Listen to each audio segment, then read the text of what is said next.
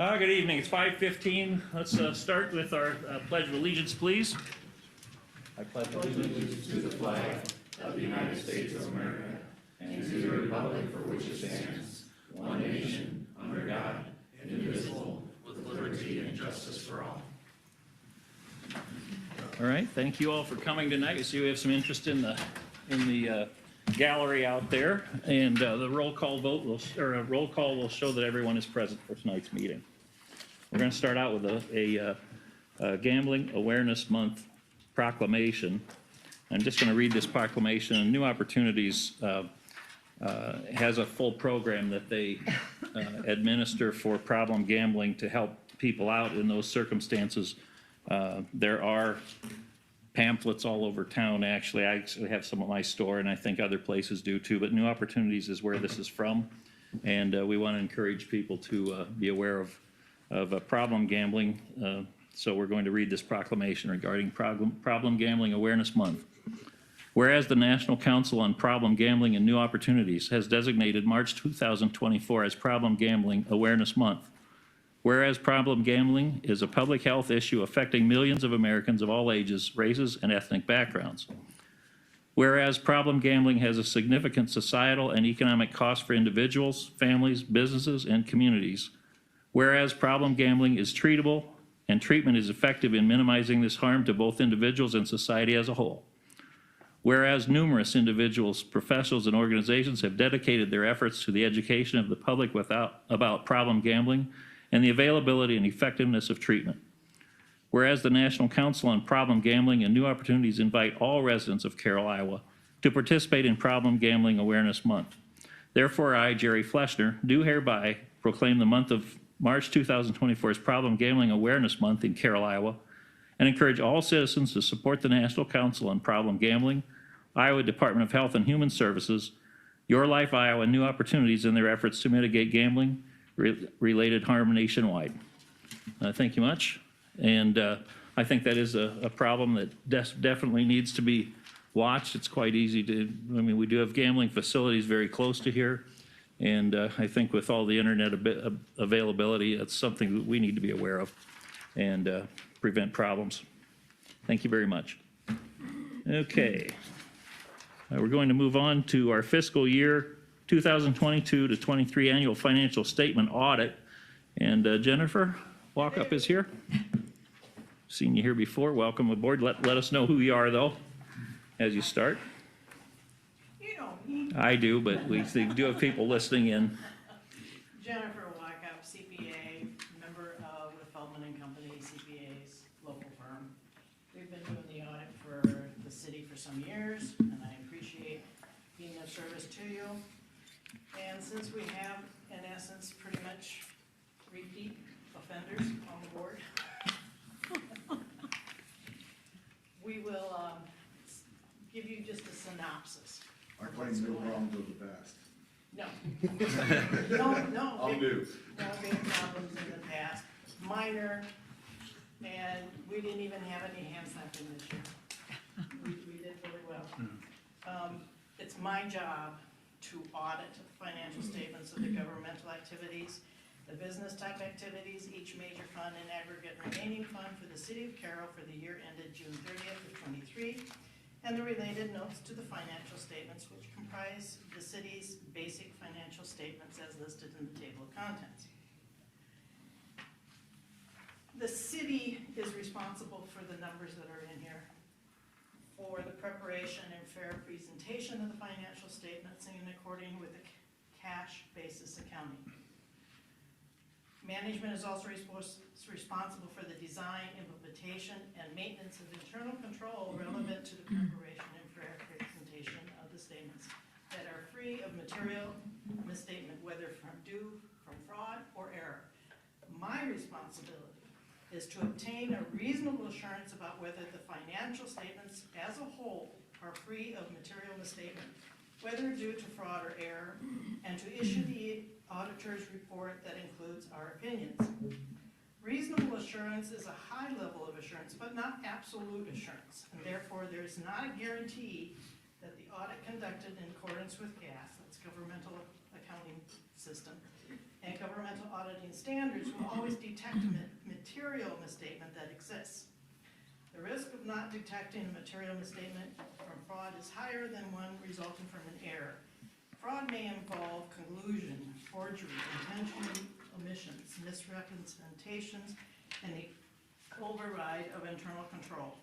Misstatements are considered material if there's a substantial likelihood that individually or in the aggregate, they would influence your judgment when reading this report. We don't think we have any of that. You did well last year in that the funds receipts did increase. I'm on page 9 if you want to follow, by 13.4%, about $2,481,000 increase over last year. And that's because there was some more debt issued, and there was more interest earnings. With the rates going up, we finally get a piece of the pie. Disbursements also decreased by $2,314,000, which is about 12% over the prior year. And there were less debt service payments. That's the main reason for the decrease. The total cash position for the city increased by $5,444,000.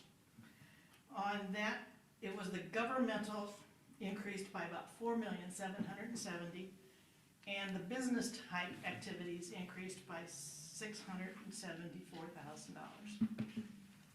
And I'll give you, once again, a little overview of how to read this report. If you go to page 20 and 21, that is the entire city's statement of activities. And recall, we're not a business. We don't have income, less expenses, and making money. We have the expenses, try to find the income, and then have a net income. So the expenses are listed first. Governmental activities are on the top, business activities below that. And so you'll see that we had $16 million of expenses in general public and $2.7 million in the business, so we had $19,756,000 of expenses. There are charges for services that help offset those expenses. We have operating grants and contributions and restricted interest, which also offset. Then we have capital grants and other contributions and restricted interest, which also offset. So you'll see on the far right-hand side for governmental, we're actually in the hole by $12 million. When we take the income that's generated from the expenses. On the business side, we actually make some money on the activities.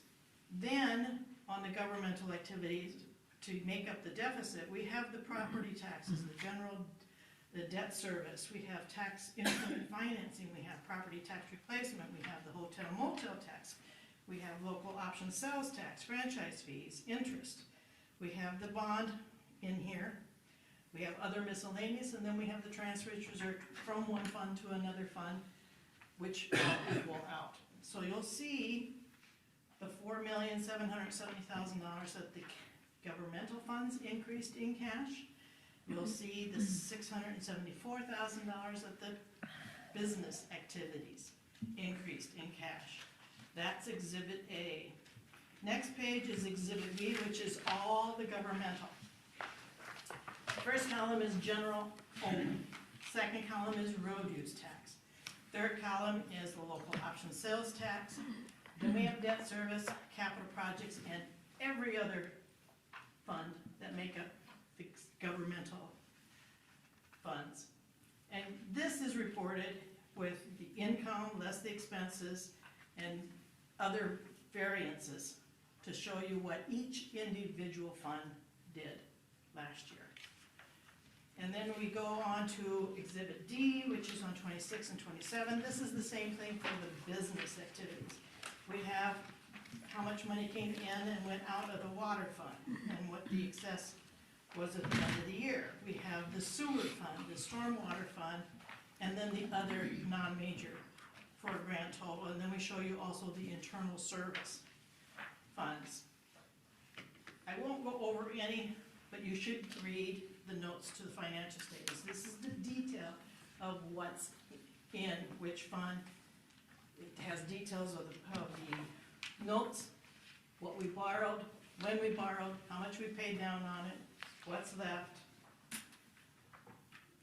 All very good information. 5253, and I know you guys are in budget talks now. Here is what happened last year. You have the governmental type, you have the proprietary type, and you have a net. Then you have the original budgeted amounts and the final budgeted amounts, and whether or not you were favorably or unfavorably having a variance. And the only, in essence, unfavorable was that we didn't collect as much money in the charges for services as was budgeted. Otherwise, everything is great. You did not overexpend any of the expenses that were budgeted, and that's really good. Can't tell you how many towns accidentally overspend their budget. If you go back to 64 and 65, this is the detail of the other funds that are listed in Exhibit B. That includes the employee benefits, urban renewal, Ashwood, library trust, crime prevention, all the other miscellaneous smaller funds. Next, page 66, 67 is Schedule 2, and that is the other utility funds. The depreciation for water, capital improvement for stormwater, the water meter deposit, depreciation, capital improvements for sewer, capital improvements for water, and that gives you those individual. Schedule 3 on 68 and 69 is the debt schedule. Here's where I give you an individual listing of what was borrowed, when it was borrowed, what the interest rate is, what was the beginning balance of the year, if anything was issued, how much was redeemed, and what the balance is at the end of the year. And you'll note that the two were paid off last year.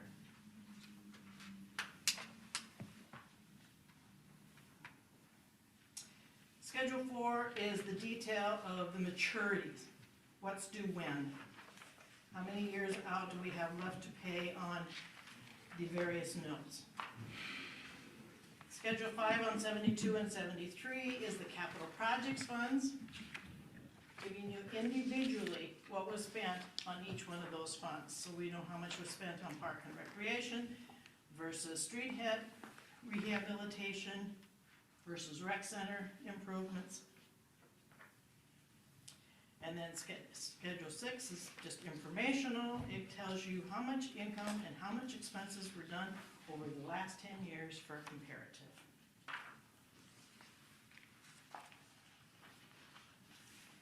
On page 80, we begin the schedule of findings and question costs. Those are the mandatory items that I'm supposed to comment on. Official depositories. You are where you're supposed to be. Certified budgets, did not exceed anything budgeted, that's good. We didn't find any expenditures for travel expenses for spouses or employees that shouldn't have been paid. We have business transactions, and we had a pickup bid for, from New Way that does not appear to be a conflict of interest because it was entered into through a competitive bidding process according to code. So that's not a related business transaction as others may think. Excess balances, we do have balances, and excess balance is when you have more at the end of the year than what you spent during the year. That's called an excess balance. You're not supposed to have more than what you need to spend the next year. However, if you have feasible and plans for those funds, you're allowed to have excess balances.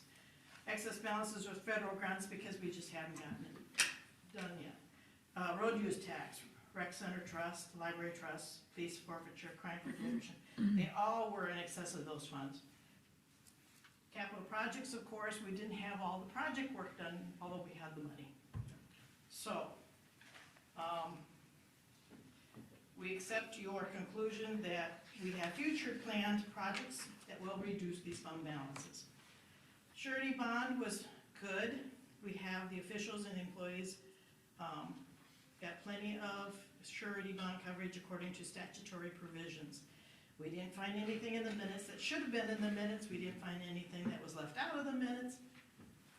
Deposits and investments, we didn't find anything for non-compliance with the investment provisions of the code. We didn't have any non-compliance with the revenue bond note provisions. We did observe a capital project airport deficit balance, and that's because of the timing. We do the work, we ask for a reimbursement, we haven't gotten it before year end. Tax increment financing is another one that the state really wants to watch, and we're good.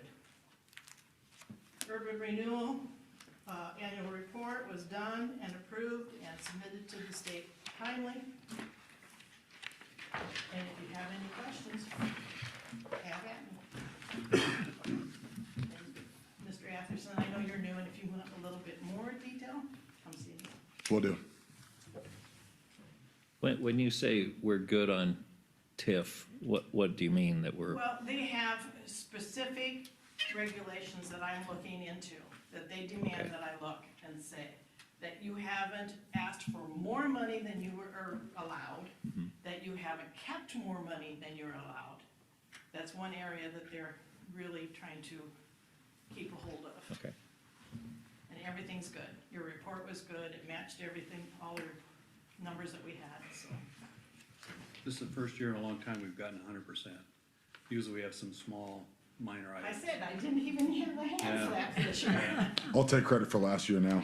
Right. I'll take credit in that Laura and I have worked so well that she knows what I want and I know what she can give me, and she's got a list. Before we even begin, I update the list and say, this is what I need. She gives me what I need. She does a super job. Thank you. Thank any you. other, did you have a question yet, Jason? Anybody you. else? Okay, well, thank you very much. Have another good year. All right, hope we do. So we would need a motion to accept this. Just In- accept it, yeah. Right. I'll look for a motion to accept that, her Second. observations, and Tom and Jason. And we'll move to a roll call vote, please. Bauer? Yes. Atherton? Yes. Dirks? Yes. Seaman? Yes. Cornell? Yes. Schreck? Yes. All right, thank you.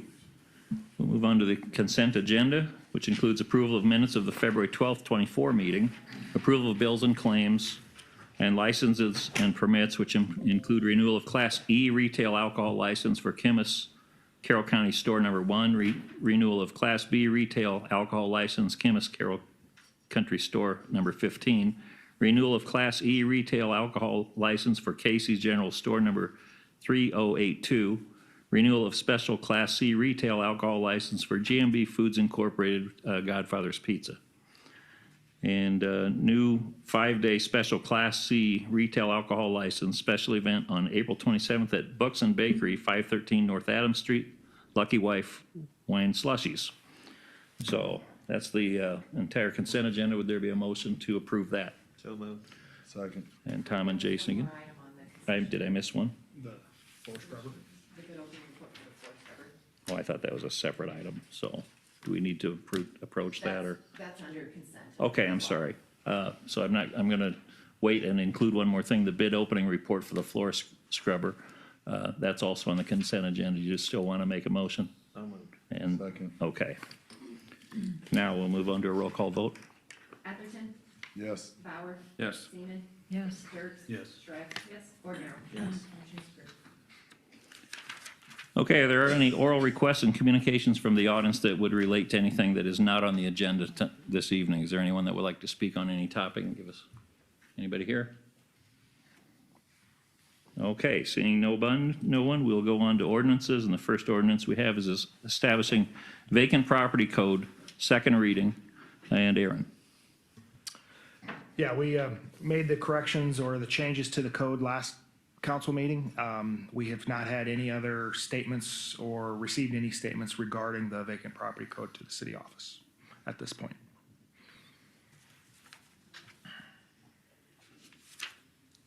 All right, so we're on the second reading, correct? I would look to motion to approve the second reading and waive the third reading, if anyone wants to make that motion. So moved. Second. And I didn't catch who was second. Kyle. Okay, Kyle. Carolyn, and then Kyle. And we'll move to a roll call vote, please. Shrek? Yes. Bauer? Yes. Dirk? Yes. Cornero? Yes. Seaman? Yes. Atherton? Yes. Motion's approved. Okay, and now a motion to adopt, please. So moved. Second. Carolyn and Kyle. Roll call vote, please. Bauer? Yes. Cornero? Yes. Shrek? Yes. Seaman? Yes. Atherton? Yes. Dirk? Yes. Ordinance is adopted. All right, very good. And next ordinance is establishing a temporary portable storage container ordinance, first reading. Aaron again. Okay. We brought this to the council last council meeting. We were past the first reading, doing some follow-up with our zoning administrator or Dan and Rick in the office. We felt that we had to make a couple changes to the business and commercial to where it would be more feasible for them to continue to do business as we are intending in this code. So in the code, we changed the one line that said that the portable storage containers could be still visible from the main road of the property of that business. Still in the business and commercial zones, if the primary use of the property is residential, those properties would still be considered under the residential code. Those were the changes that we made in this to go back to, and so I would request that we do a first reading again moving forward for this ordinance. Any discussion? I got a question for Dave. What if you have a business at your residence? What's that gonna fall underneath? Business or resident? Depending on what district it's in. Typically, those are residential, Okay, yeah. all right. Those are home occupations. Yeah, It would still retain its residential status, okay, just wanted to be clear on it, yeah. all right. Anyone else? If there's no further discussion, I look for a motion to approve the recommended changes along with approval of the first reading. So moved. Second. All right, Laverne and Carolyn? Kyle and Carol. Boy, I cannot get you, I have to be looking right at you, I guess, so. All right, we'll move to a roll call vote, please. Atherton? Abstain. Conflict of interest, like my Christmases. Shrek? Yes. Cornero? Yes. Dirk? Yes. Bauer? Yes. Seaman? Yes. It is approved. Motion is approved.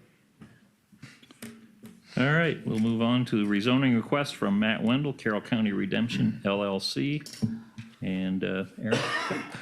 Recently, the Planning and Zoning Committee, or Zoning Board met and approved the request, or is recommending to the council that they approve the rezoning request from Carroll County Redemption. In a nutshell, we're just adding or connecting the property that's across the drainage ditch to the front property that's on Highway 30 to make sure that those are all zoned the same. So I would recommend that we approve that rezoning also. Okay, we need to have We do have a public hearing. we need to also. open up a public hearing, so at 5:39, we'll open up a public hearing, please. Okay, and if there's any comment from the public on this at this time, that's what we're here for. All right, seeing none, let's close the public hearing and we'll call it 5:40.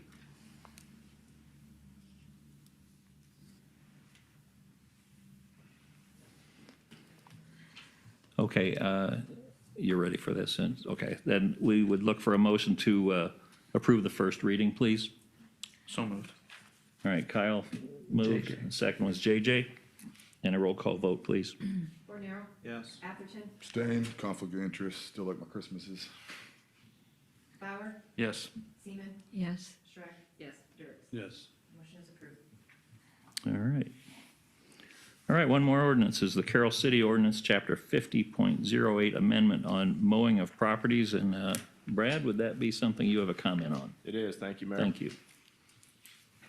Okay, let me get my stuff pulled up here. So this chapter deals with lawn grass that we deal with over the summertime, and the code enforcement officer is the one who takes the brunt of these calls. Our current code, we fall under the nuisance abatement process, and it can take up to 30 days or longer to get yards mowed if the homeowners are not taking care of them. Typically, these are abandoned homes or foreclosed houses. The process is really slow and really long and pretty troublesome to the neighbors that make the complaint. So what we've completed here and presenting to you is a ordinance that allows us to handle this similar to how we do our snow removal on sidewalks. So we're leaving notification at the residence, and if it's owned by someone who does not live with the residents, we make contact and give them notification also. It gives the property owner 72 hours to get the property within compliance. And if they don't, then the city takes action by usually hiring a subcontractor to take care of the problem. So the length of grass has not changed. Any of that stuff has not changed. It's mostly just speeding the process up is the goal, and making it a little easier for us to get the property cleaned up and kind of back in track where it needs to be at. So in past, we've dealt with some of these the entire summer, and they get pretty long, and neighbors make quite a few complaints while that happens. So hopefully this will streamline the process a little bit and get the properties looking better much quicker. My recommendation tonight would just have the first reading of this, and then once approved, the whole process, then we'll work on getting our notification letters finalized and printed out. We have, like we do with our snow ordinance, we have Stones print those out so that we have something that's pretty easy, and there's some coding in there that we have to require that we leave notification with the owners about their property. You see the same people year after year having these issues? Some we do have that problem. So we have Other ones, it's a lot of times it's foreclosed houses, so that kind of isn't the same because typically the banks within a year will take ownership and get them sold. So, but some of them, yes, we have some abandoned properties that there's probably no liens against or no mortgages on, so they just sit, and we take care of those every year. we have an admin fee that goes with this from hiring a subcontractor. Yeah, just like any of our other nuisance charges, we tack that on because it is quite timely for us to do this process for either the code enforcement or ourselves to do it too. So we do add that on top of it. So is this something that you can make, hey, if I have an issue this year and it's repeat and it goes on next year, can you make that penalty hurt a little bit, or does it have to be the same across the board? Well, we could go after through a civil infraction, which we have done not on grass issues, but we have on other nuisance stuff in the past. I believe a second offense does increase that, if I recall. As far as the fine or the admin fee that we charge, this code only talks about repeat offenders in the same, calling it cutting season by their definition, which is the mowing time of the year. So once that stops and over the winter, it starts fresh the next year. And then any second violation is handled as a second offense, which is written into the code that allows us to go after them for civil infractions, which would then increase that cost. Okay. Or the penalty, maybe not cost, but the penalty.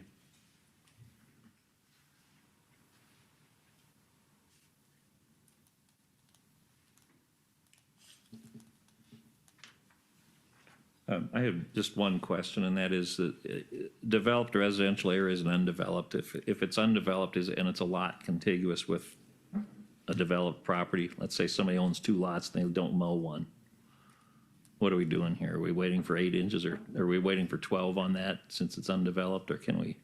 It hasn't really come up. I think if it's 2 separate parcels, it's probably considered undeveloped. Okay. If it's been parceled into one piece, then it's probably considered a developed property, is how I would see it, but I may have to get more clarification on how that works for development based off of any other code sections we have.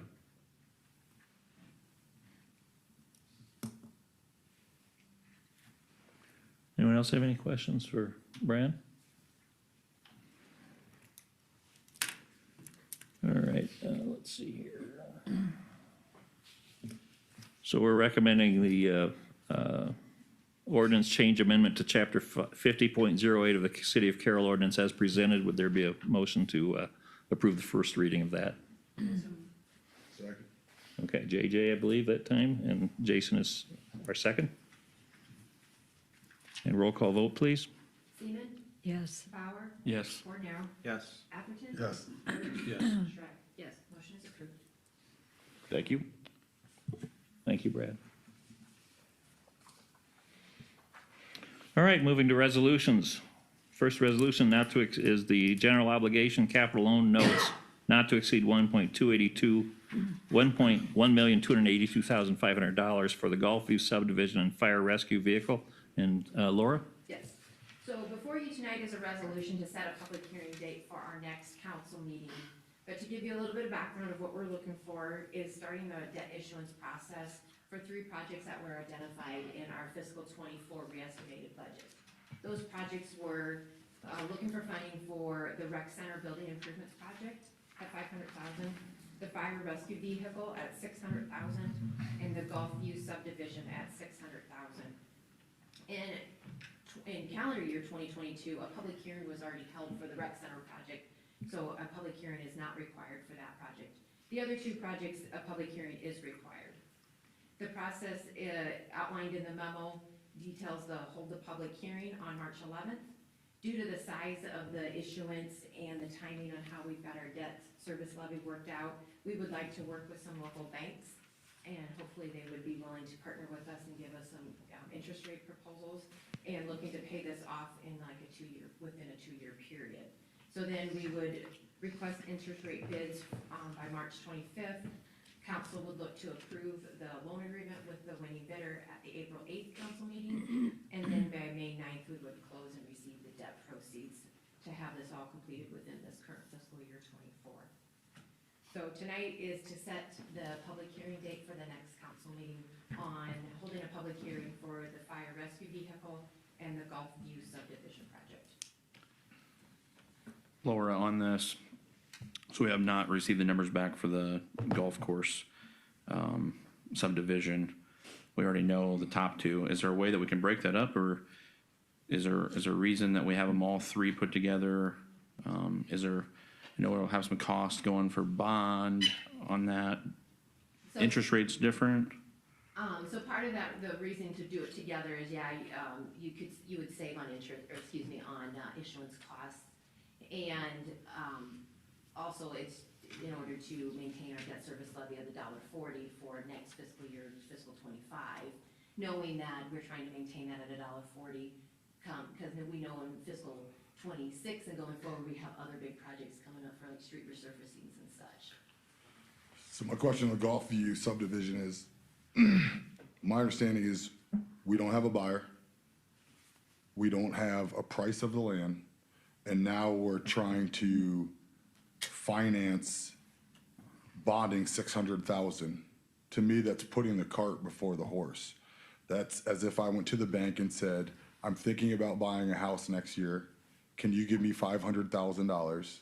I'll pay on that $500,000. But I might go buy a house that I don't even know if it's for sale yet.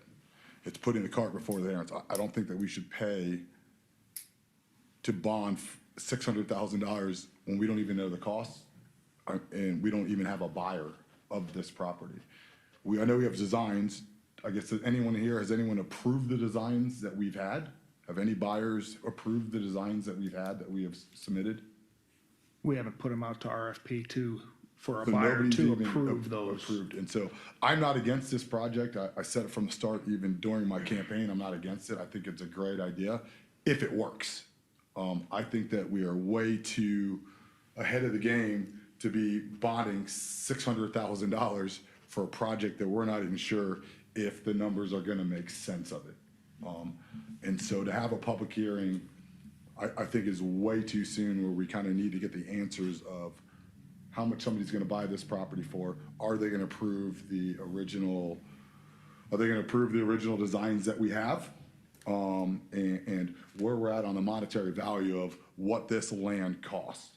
That's kind of my stand. Obviously, the will of the council, but it just seems like I got the other ones, it's kind of thrown on there, and I don't believe that we have enough information to make an educated decision on whether we should bond that or not. And I leave that up to you guys, I guess, of where you're at. How about developers? Are any developers interested in this at all? Have we gone out and talked to all of them to say, hey, we're thinking about doing this, Laverne? I've had one, and I'm with Jason on this a little bit. Again, we don't know. We haven't seen the cost from JEO yet. We have some people interested. I know others have had people contact them. But we can't tell them what we want for it until we get this information. So is there any way, I know we got until May 9th on all this, but what if a buyer doesn't come forward and all that by May 9th? What do we do? Do we, are we committed to that 600,000 or, This is the first process to start that. We're not committed to that until we get to the point of the issuance, which is When they approve the loan agreement. when we approve the loan agreement. so that's April 8th? So what we'll do, I think, and JU has said they will have the final designs to us by the end of, I believe that we were set up for August. in August? Design work. Okay. But what about the estimated cost? Oh, we already had that. We have an estimated cost currently, and that's what the 600 is based on. But it was 1.2 million was the estimated cost, correct? Yeah, it was more than that, actually. It was, almost 1.6. It was 1.6 million just for the infrastructure. Yes, the current estimated cost. And how much of that ARPA funds was going towards that? About $1 million. That's So what we they're, That's need where to- we come up with the So 600,000. we need to find a buyer of this at 1.6 just to cover the infrastructure. That's not even costing the land that was purchased. So we need to come up with a number of a developer that's going to, and I feel like by doing a public hearing, now we're up against a timeline of the 8th and we haven't even, we're all just learning the number now. I thought the number was 1.2, it's 1.6, where we have to find a buyer at $1.7 million for this property. And I just don't feel comfortable financing a bond when we don't even have a buyer or numbers. That's where I'm at, so. And I don't know where the council is. Randy, was this originally came in at 1.2 as an estimate? Yes. Is that a Yes. year ago or so when we started talking about this? Yeah, when we first started talking about it, as we progressed in design, we've gotten closer to what the estimate would be. And of course, these are still estimates. They're not contract prices. The facilities would still be bid, and the contractor's bid would be the price that would be the final price. And just as a matter of information, I just looked it up. The design work is proposed to be completed by April 1st. That was my error. So that's kind of the timeline you're looking at for the best estimate we'll have. And then following that, send it out to bid, you'll have a contractor's price on it. How much of this is that lift station? That information I did not bring with me. Okay. It's the majority of it is obviously the lift station. There is some roadway work, lift station work, and then sanitary sewer work, the pipe itself. But it is the majority. I just feel uncomfortable going forward with this without having, more numbers. I don't mind making the first public hearing, but geez, all of a sudden then we gotta wait for all this information. Do we wait on all this, or do we go ahead with part of it until we get information, then we make changes then? What's the procedure in all this? I don't want to get Can we trapped up pause against it? a timeline. Once we get started with this, do we start it and then pause it until we get information, or wait until we get information? From a debt issuance perspective, you can hold the public hearing and then not issue the debt until you get a little closer. However, we do need to issue some debt because we have a pre-levy that's affecting this fiscal year. So if you don't want to include that, let staff go back and let's let's at least go forward with the public hearing process at this point. And by next meeting, we can maybe have some more information about what we can do with the debt and how it affects this year's budget and next year's budget proposal. Could you put the 600,000 for the golf course into another category so you can go forward with this? Aren't something you're needing? Or why couldn't we do that? Because when, I'm asking. when you do a borrow, you're asking for the permission to do a specific thing, and unless we have that specific topic listed in that information, when we actually start the borrowing process, we can't use those funds for that. I don't like that For a idea of putting different- it into, For a different project, you can't. guys, if float this the funds works, that it way. works. If it doesn't work, it doesn't work. Like, I mean, this is taxpayers' money here, like this, yeah, like moving this and hiding this and putting this into different things. At the end of the day, like, we don't have the numbers. I want this thing to work. I truly do want this to work, but I don't think that it works right now. And that's kind of where I'm at on. I think it's only a matter of time before this area gets developed. And that land across the road is not for sale today. But if we as a city want to grow, hopefully it will be for sale. Otherwise, we're gonna be sitting with our hands under our rear end, and we're never gonna grow. And I'm not saying that we shouldn't put it for sale. I agree with it. I think that we need to know numbers, and there has to be concrete of this is how much somebody's gonna give us for it.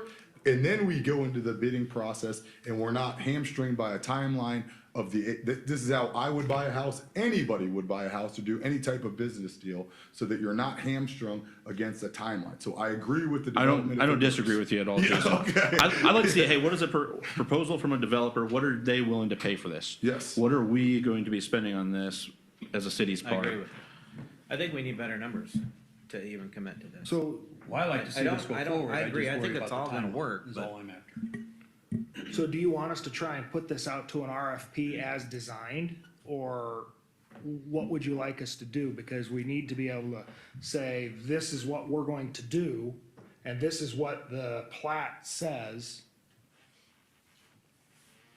I think you put it out there for proposal. Talk is cheap, but until the pen meets the paper, I mean, you Exactly. got somebody there as a buyer, then we know what it's worth. You know, what is our investment as a city to make this happen? Or not happen? And then at that point, I have no problem bonding, because I at least know what the value of that. Now I'm bonding something that I don't even know the value. We might think it's $1.6 million. We send it out to the public, and they're like, you're not getting 500,000 for this thing. Now I've bonded over 100,000 of whatever you're going to get out of it. So Laura, are these dates we have to follow, or can they be changed? The only thing I think we can possibly move back a little bit, I think, and I'd have to double check with our bonding attorney, is entering into the loan agreement before we file our budget. Okay. So you might be able to push it back 2 weeks. So can you, what you want on March 11th, can you switch to March 25th? Or will that not work? Well,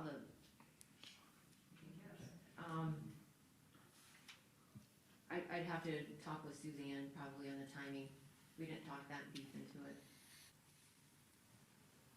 But we are scheduled to approve our budget on April 8th right now, right? Yeah, that's the kind of the timeline we'd set up for that.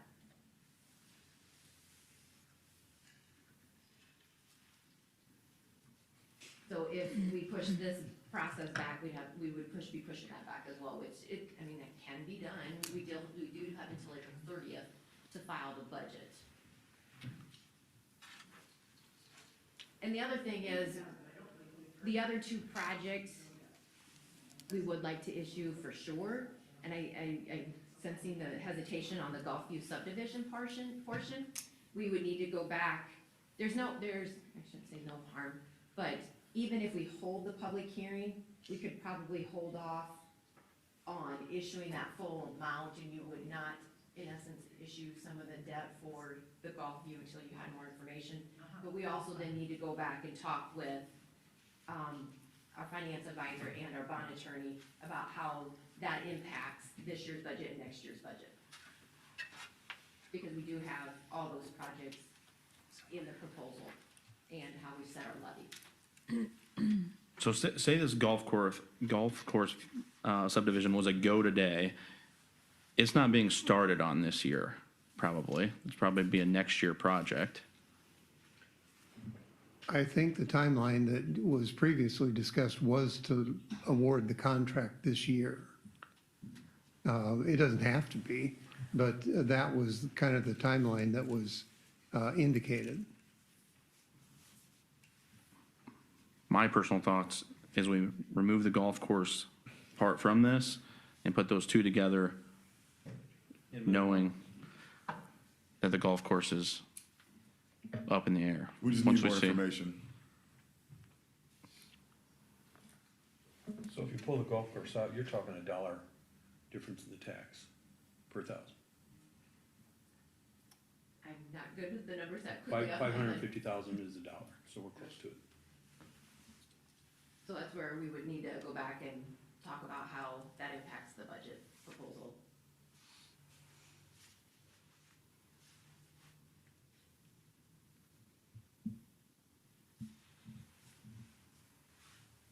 We need more information. Well, we can wait 2 weeks and decide if we have enough information. We can table this whole thing if you want, Well, right? and then you can start telling the public we want a buyer. I could put that RFP out here if that's what you want. Yeah. I I think think that'd we be also good. need a buyer we need to come up with a number too of what the number is. And I don't know if that's in a public or private or what the number is, because I originally thought the number was 1.2, now it's 1.6, and that's not even costing the land. I know the land was originally purchased to be the use for golf course, correct? Has anyone looked at their original purchase of the land? Because, I mean, our parents bought this land. I mean, it was their taxpayers' dollars. And so I would assume that they would be pretty mad if we just gave away their hard-earned tax-paying money in land. I know I would if my kids did it. And so there has to be some value to that land as well. So we're at 1.6 plus the value of that land. And what does that number look like? I think that's what we need to That's what figure we're out. trying to do right now, is add value to the land, because right now it's being mowed. It's Yeah, I just understand land that you're that's adding value to the land, but unless you have a Long-term number is of what that value is to sell the land, do you have a number of the, No, oh, you don't, okay. The other part of that is if you're setting up something for future development where you're going to the west, to the north, do you put the entire value of that infrastructure on this ground? Because it's really not, because it's putting value in developable ground to the west and to the north into that whole thought process, but then you're making those 9 lots pay for that. And, So what's that value, if there is one? If there is I mean, there are some intrinsic values that you're gonna get, but that number needs, to me, that number should be pretty close to, I think we're getting off track of the fact that I don't think that we should bond and finance it when we don't even know that number. What is that? I mean, that's where, as a council, I think we can just talk about what is that intrinsic value of them expanding out there? Is it $100,000? Is it $200,000? Whatever that number is, I think that there needs to be a discussion on that. And I feel like if we start the hearing, we're jamming ourselves into a timeline that we now have to hit where these conversations can be had of where it is. I'm not discounting the fact that the expansion of our town does have some value to it. I'm not trying to make a profit on this or anything.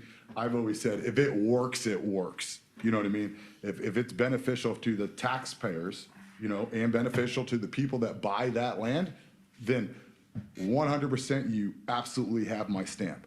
Now, to lose money on a project, and we're not talking about housing that are affordable housing. We are talking about high-end houses at this point, especially with the cost of $1.6 million on 9 lots. We're talking about high-end houses here. And so this isn't like I'm throwing grandma can't get a house now or something like that because she works at Pella. We're talking about high-end houses right here that we're in this kind of trap where I don't want to get stuck into a timeline. If the numbers work, they work.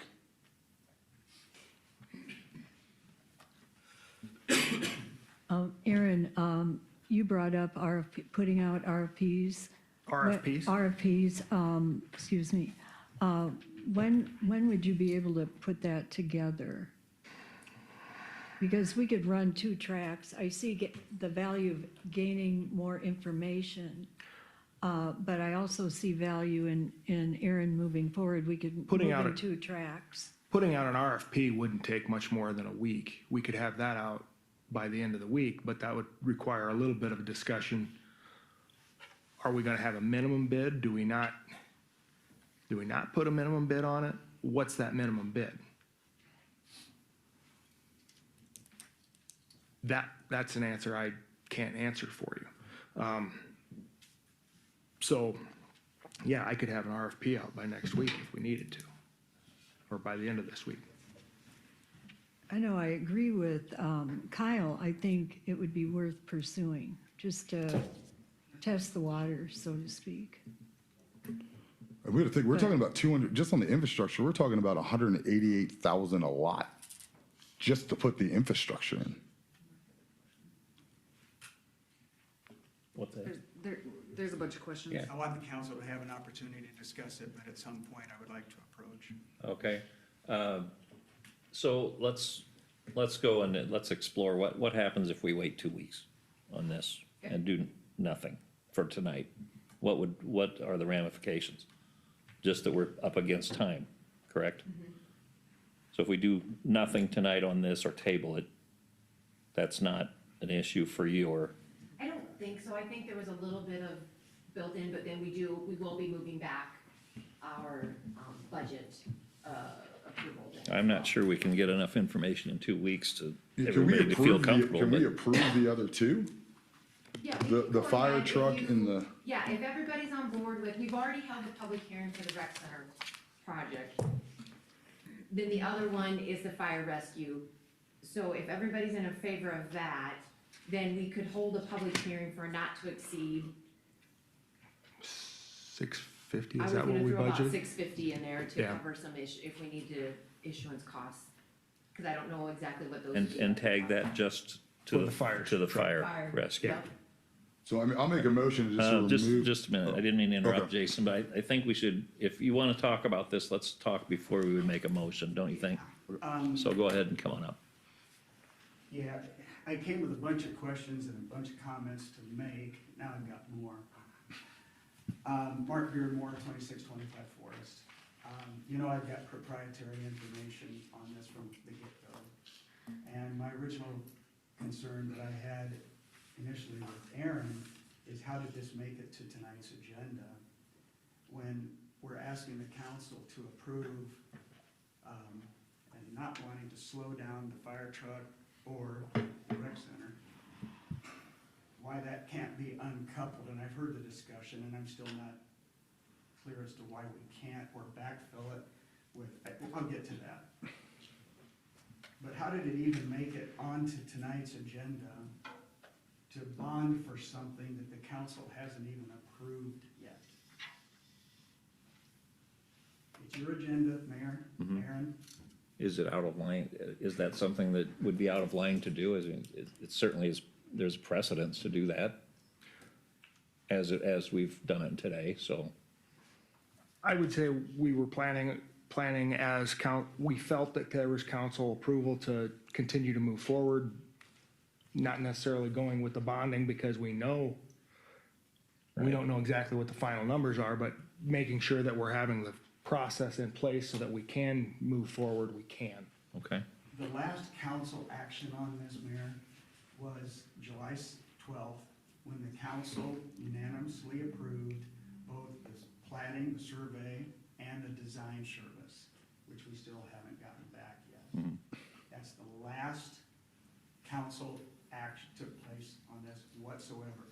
I didn't take that as an approval to move forward with it and find a way to pay for it. Did you? To Randy's point, he seemed to think, and I'm not debating you, but Randy seemed to think that we wanted to move on that by sometime this summer. I don't think the minutes reflect that. So I don't believe that that took place. It would certainly, you know how I keep copious notes, it's not in my notes. The last action this council took was to move forward with the design phase, and we still don't have it back yet, and we're being asked to have the taxpayers' funds $600,000 or $700,000 on this thing. I've got a lot more to go through if you wanna hear it, Yeah, it's but if the a couple more council- minutes, how's that sound? Huh? How about a few more minutes? No, I mean, listen, yeah, if you wanna keep your debt service levy at 1.4, which, again, I've given everybody admonitions and caution with that, because we know what valuations have done, okay? And if you wanna keep that, why don't you just backfill it? You've got one project that is nearly ready, already, and that's the South Side Storm Sewer Project. Not quite ready yet?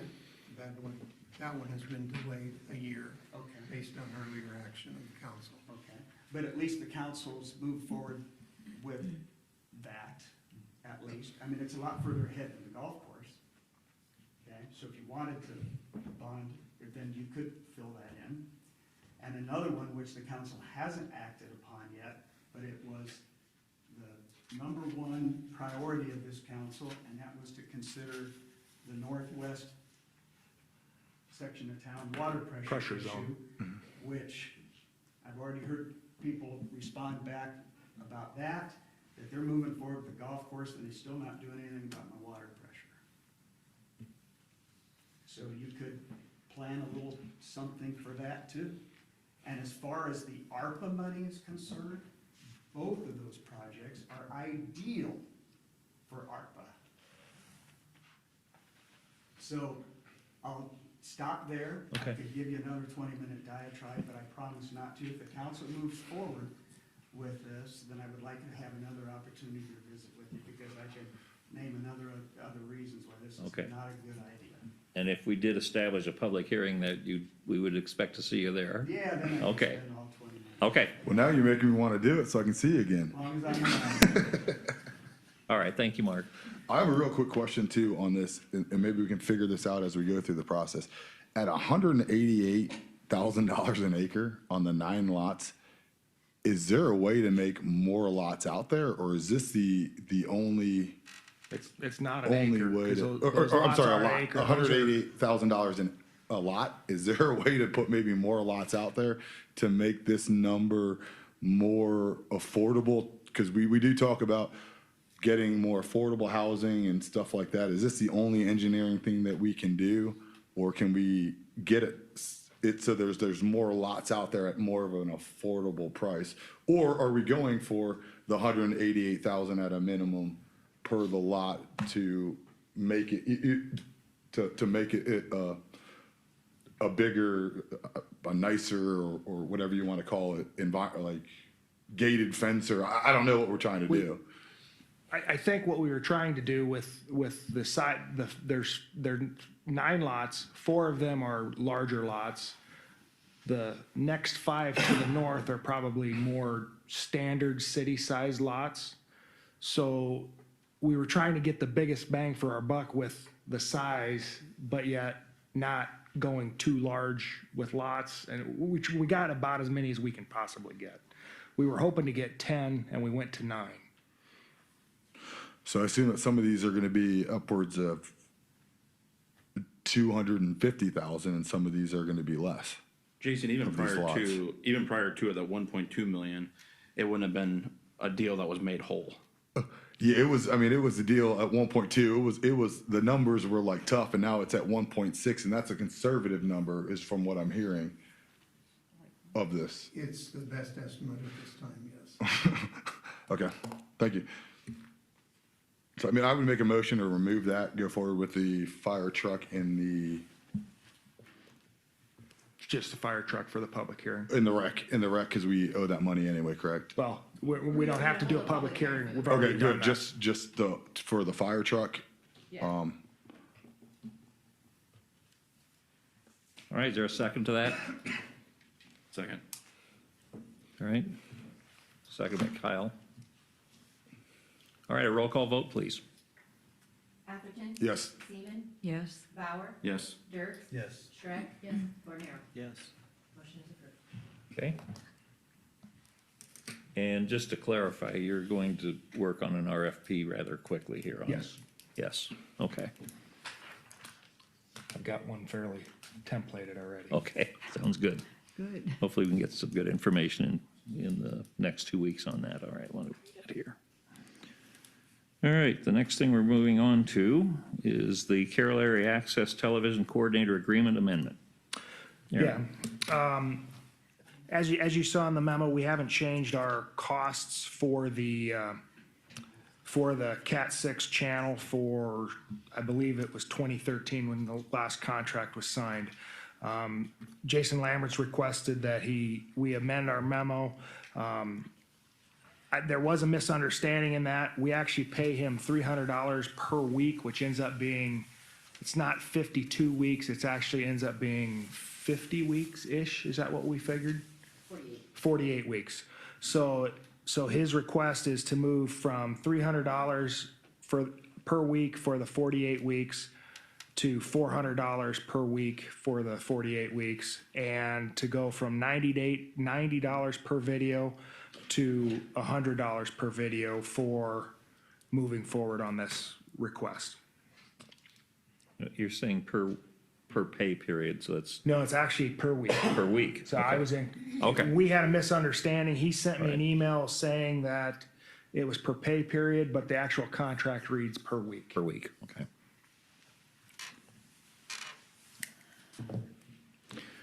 Right, So it's an increase of $3,680. It's actually a little bit more than that. It's about This is wrong.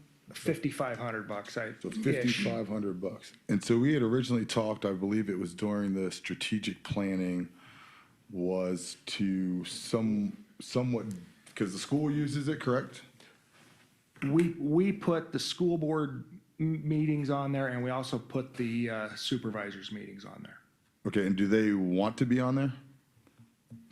I think- assume they do, since they ran on transparency and things of that. As I watched the school board whole thing of, we want to be open and transparent, I assume that they want to be on there. I don't know what the past, I think the council's opinion in the past was they wanted to put that information out there. So the city council just put them on there. I don't know if supervisors want to be on there, and I don't know if the school board necessarily wants to be on there either. And do we pay for them, is it, we're paying for them to be on there because it's per video, correct? Correct. We pay for the supervisors' videos So and the school boards. Have we addressed, I know that we had talked about kind of like we pay the bulk majority of the share, but the increase gets split between, you know what I mean? We're paying the original, I think, what was it? That number's wrong. The original 1573 we pick up, but the increase was split between us, the supervisors, and the school board. Has that, I talked to the supervisor, or made a request to the supervisors, and they said they weren't going to do that or be involved in that. okay, so if we take their videos off, then we alleviate their increase, correct? Correct. Okay, and then have we gone to the school board as well and asked them if they I have not want gone to to? their school, to the school board, no. Okay, Jason, we have a lot of things that we share with the school and the city that we don't charge each other. You know, we use their gyms, you know, for a rec league, and they don't charge us.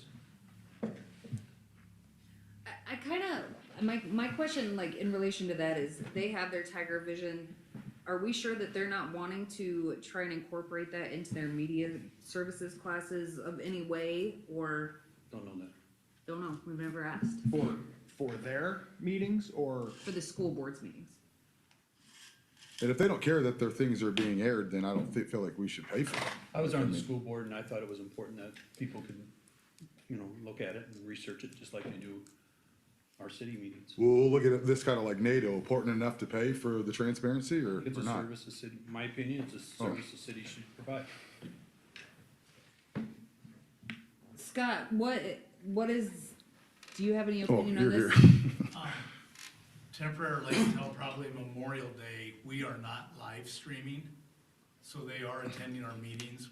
They're in a temporary location at Swan Lake. So they are doing those. They're not live. The last couple, we had a request, they're live, but the quality isn't the best. Would you agree? Audio's tough. Yeah.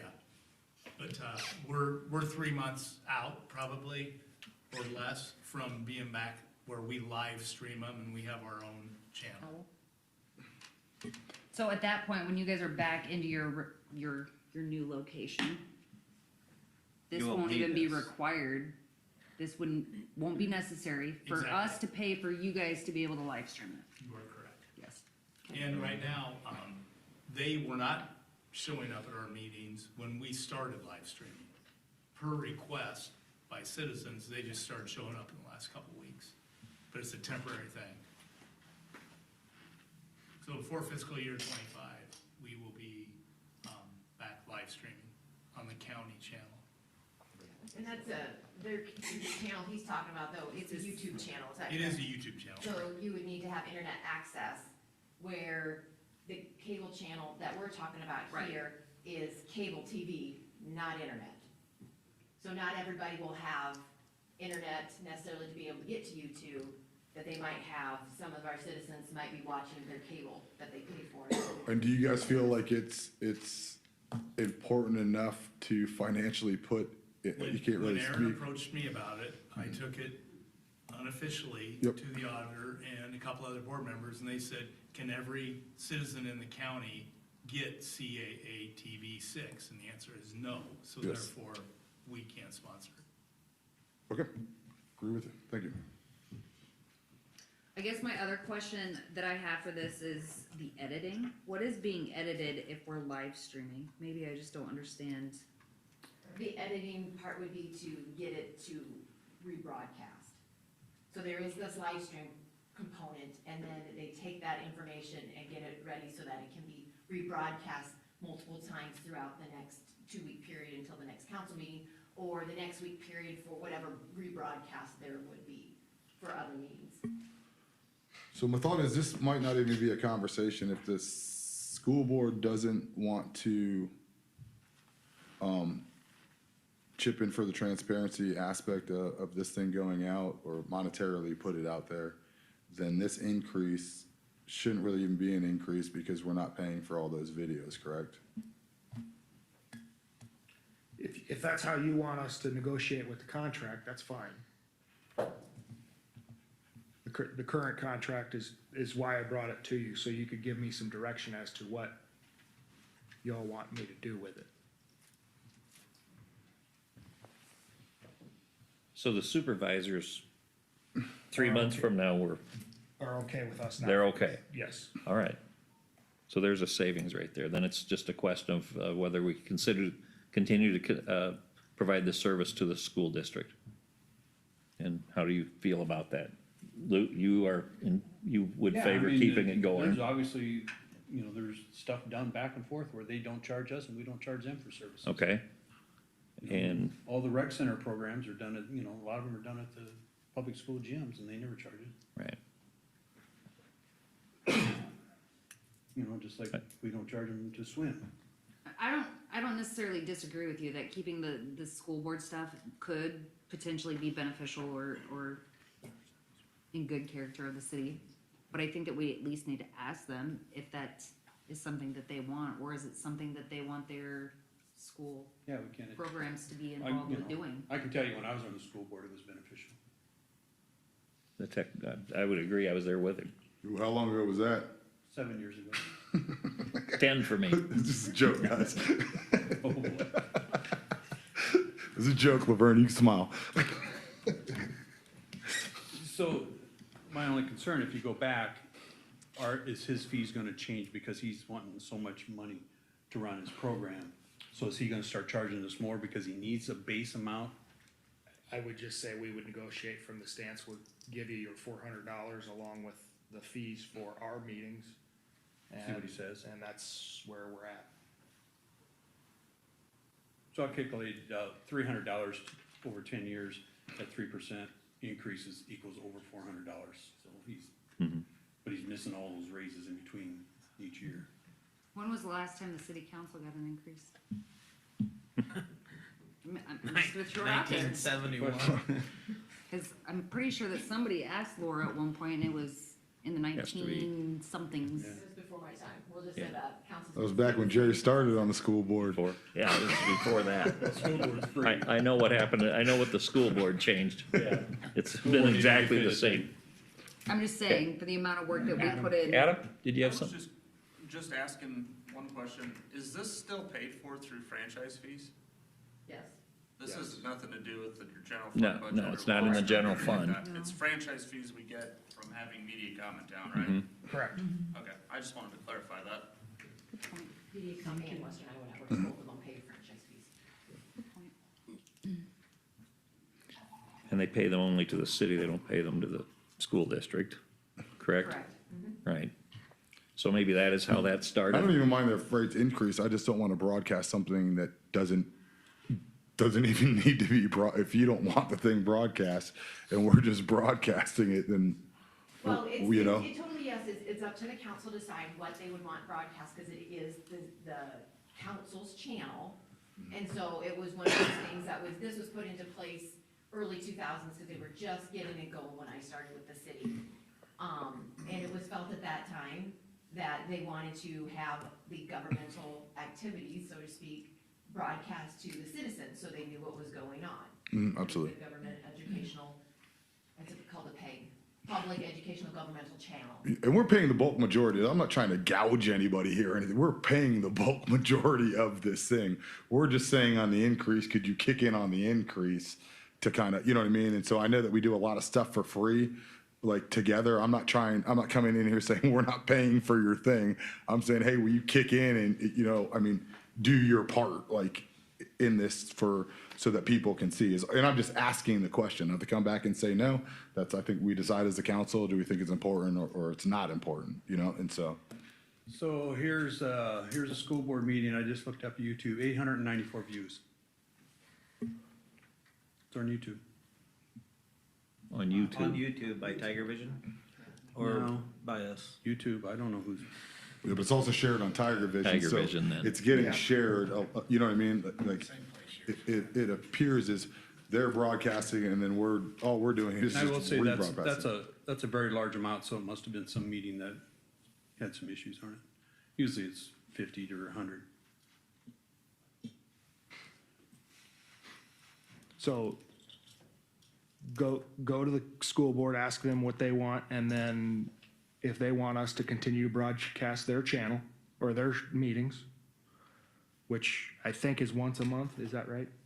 Okay, Unless they have special meetings. unless they have special meetings. And usually they do.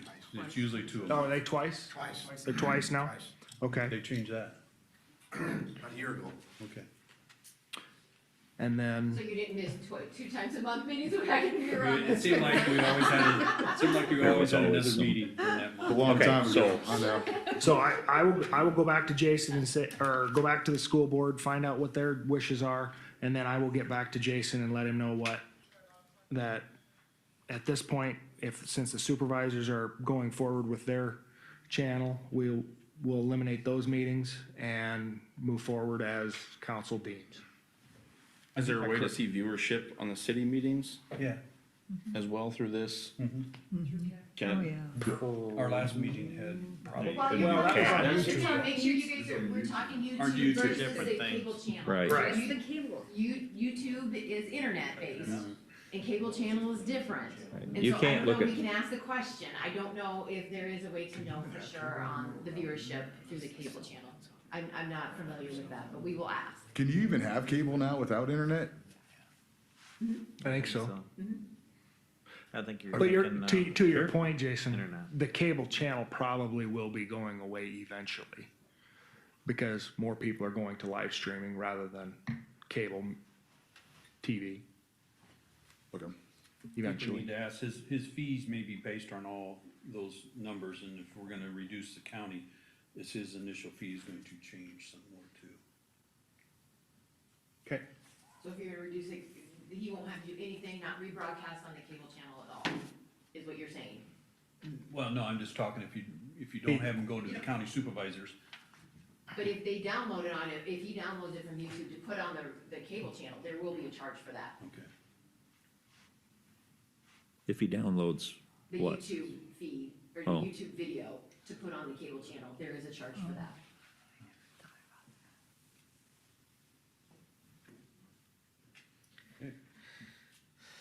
Do you want to just go back? We'll just have you go Yep, back to I'll him go back. first. We won't. That's what I needed for direction. Okay. All right, moving on to reports. Carroll Rec Center, Center Improvements Project 2021 change order number 10. I'm guessing Chad knows something about this. Of course. Yeah, so in front of you is change order number 10 on the rec center project. This includes the transformer pad and site utility modifications that happened late last October and early November. I was in constant communication with you all when we were in that fun time. This is basically just getting the contractors paid for that work, and then we will be going and having negotiations with Mid-America on paying their fair share of that.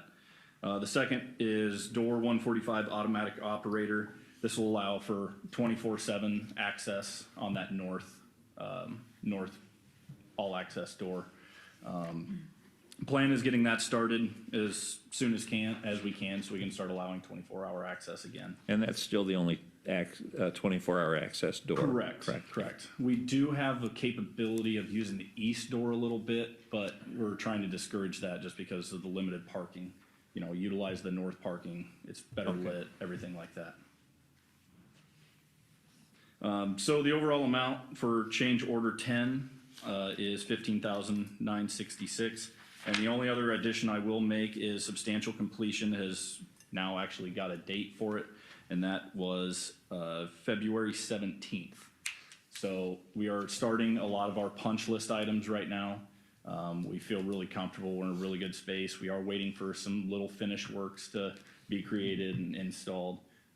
Other than that, we are basically wrapping up with that entire project. All right, do you have any questions other than that for Chad on this issue? All right, seeing nothing there, I would like to move on and let's look for a motion to approve change order number 10 in the amount of $15,966 for the Carroll Rec Center Improvement Project 2021. Is there a motion? So moved. Second. All right, Laverne moved and Carolyn seconded. Roll call vote, please. Bauer? Yes. Atherton? Yes. Bordenaro? Yes. Seaman? Yes. Schreck? Yes. Jerks? Yes. Motion is approved. All righty. We'll go to the fiscal year 2024-25 proposed property tax levy, setting public hearing date, and Laura. Yes, thank you. So last year, the state legislators passed a new House File 718, which adds a new step in our budgeting process where the county auditor is required to mail a public hearing notice to all the property owners with the proposed full property tax levy, which would include the city, the county, and the schools levies. This proposed property tax levy information from all the taxing entities is required to get submitted to the county auditor by March 15th. And that new notice then is required to be mailed by March 20th. This new process does take away the process, if you remember, past couple of years where we did the maximum property tax levy hearing. We don't do that anymore. This is in place of it. So the attached notice is what, if council so desires tonight, to set our public hearing. This is the notice that would be going into the newspaper for our notice of our public hearing. And we would request that we hold the public hearing on March 25th as what we would call a special council meeting to be held at 5 o'clock, right before the regular council meeting that night at 5:15. The notice and the information that will also be mailed out will have a comparison of what the proposed levies would do to any of to a residential and commercial property that is assessed at $100,000. What it would be under your current year, what you're paying, to what you would pay the next year. But please know that this $100,000 property does not take into account if your local situation is such where the assessor would change your property, or if there was a state equalization order that was put into place. So in our case, in Carroll, where we saw an average increase of residential property from last year to this year of 17%, that would not necessarily be reflected in this type of information. It's straight across the board. The $100,000 property basically did not change value from last year to this year when they're doing this comparison. So anyway, tonight we were asking council, when you set this does set the maximum property tax levy that would, it could always be changed and go down, but it would set the maximum property tax levy that would go out to the citizens. And as you can see, there is the outline of the remainder steps to be had in this process to hold the public hearing on then March 25th, and then hold the public hearing for the budget on April 8th, but based on some discussion we had earlier tonight, that possibly could change. We'll talk more about that next week, but what we're looking here tonight is to basically set that maximum levy. And then if there's changes to be done, it'll get incorporated into the final budget that would get approved.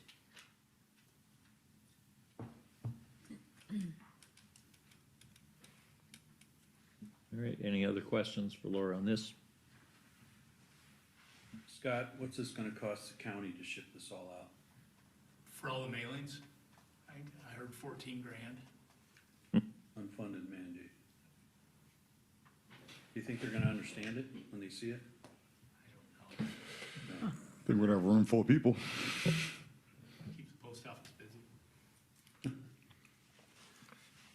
I had one of the other city managers got a copy of what their county was doing, and it's essentially the same thing as what the max levy was before.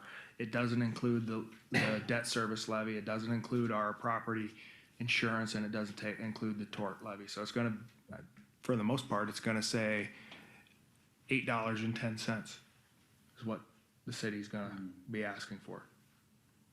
But it doesn't include, like I said, insurance, employee benefits, and tort liability. So, yeah, it'll be confusing for people to look at. And they called it a Transparency Act. Go figure.